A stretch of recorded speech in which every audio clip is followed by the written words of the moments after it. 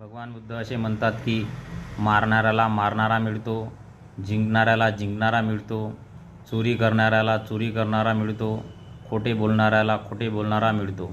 असाच आपल्या कर्माच्या फेऱ्यात पडून लुटणारा लुटला जात असतो.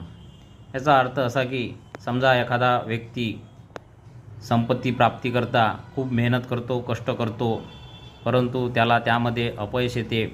उलट त्याची संपत्तीमध्ये वाढ न होता त्याची संपत्ती लोकांकडून लुटल्या जाते.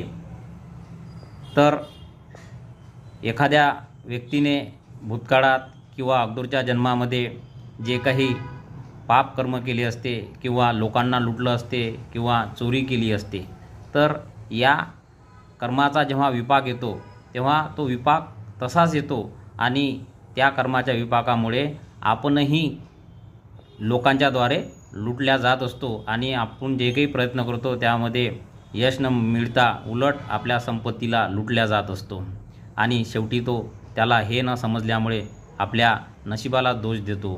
म्हणून माणसाने पाप कर्म न करता जास्तीत जास्त पुण्यकर्म केले पाहिजे. नमो बुद्धाय. जय भीम.